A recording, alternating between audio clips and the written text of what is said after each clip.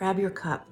There are 3 core emotional needs that everybody needs to have met and have met well when we're very, very young, from babies through early childhood.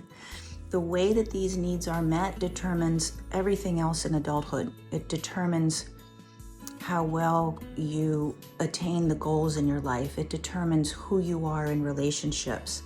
It determines really everything. And you can see as we go through them how people could develop narcissistic tendencies when these 3 needs are not being met.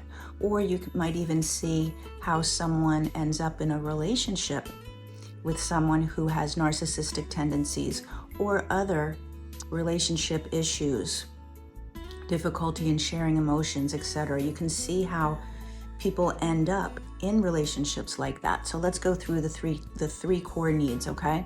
The first one is boundaries. Boundaries are not only about physical boundaries, right? That's very important to learn what's okay between you and me physically, but also emotional boundaries, learning a no and a yes.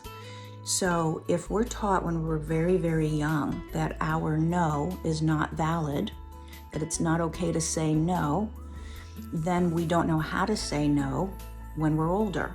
Like, for instance, if you have a 2-year-old or a 3-year-old and it's go kiss Aunt Alice goodbye, go give her a kiss, and the child says, no, I don't want to. And it's like, you stop it and you go give her a kiss. You need to go do that. Things like that over and over and over.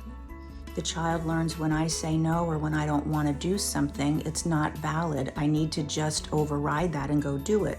So then in adulthood, they're always saying yes to everything and everybody else's needs, like that. Or a yes. Are you taught that you can go handle things? Yes, you can do that. Yes, go ahead. Yes, you have the ability. If you're not taught that, then you also don't know how to say yes to yourself. And so the no and the yes might show up in your own goals, not knowing how to say no. Like, let's say you're on a diet and you're not supposed to have something, but you give in all the time because you don't have a good, strong no for yourself, or you don't have a good, strong yes for yourself. Yes, what I want is important. Yes, I can go do that. Okay, so that's the first core need. These needs have to be met powerfully and modeled by the grown-ups taking care of us, okay? The second core need is the need for safety. So again, not just physical safety, and that's certainly very important. We need to know that our bodies are safe, or we shut down and are always fearful that we're going to be hurt. But there's also emotional safety. So you may not have had physical abuse as a child or had to worry about your physical body, but you didn't feel safe in expressing your emotions. If you cried, you were told to suck it up and deal with it, or anger, you shoved that down. You learned by watching the people in the household. Anger can be explosive. Anger is scary. You might have held shame about certain things, shame about your feelings, right? So that is having the safety to express your feelings. So again, if you're in relationship with someone and they don't express their feelings, you never really know where you stand. You want to have conversations about things and they are unwilling to be in the conversations. They were probably never shown and taught that their feelings are okay and it's okay to express them. So they've really learned how to turn that part off. The third core emotional need is love. And there's a fourth thing that I'm going to include in here, which is significance, but I'm going to put it all under the umbrella of love and importance. Significance means feeling important, okay? So I don't mean love like as an idea or a concept. Like I know I was loved. I mean love like feeling it in your body, feeling it in your heart, feeling in your emotional body. And how does that happen?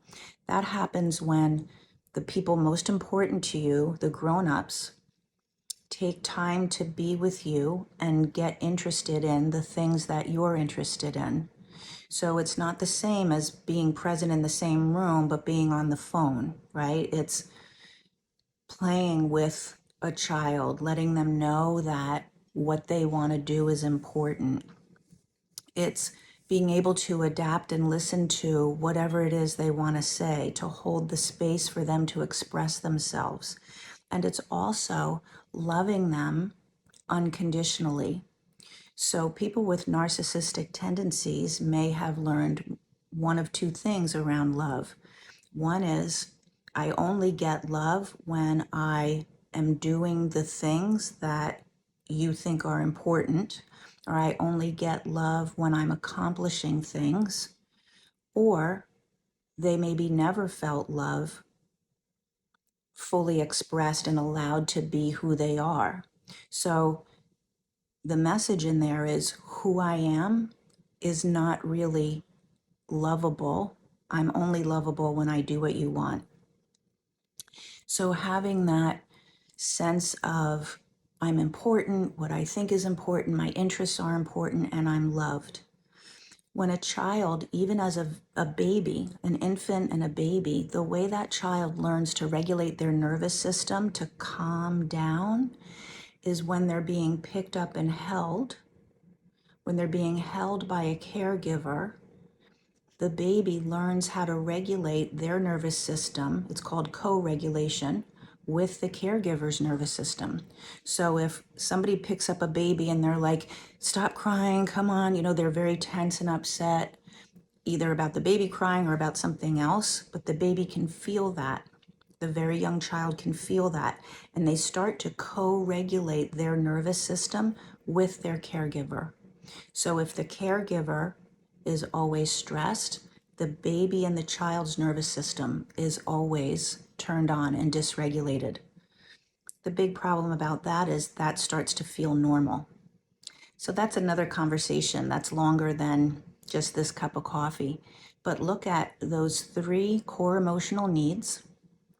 How well were they modeled and handled for you? How well were they developed so that you have the resilience, the emotional capacity, a sense of self, good, strong boundaries? And if you're feeling like you don't, the good news is you can relearn that. You can teach yourself those things that you didn't get taught when you were developing them for the first time. Have a good day.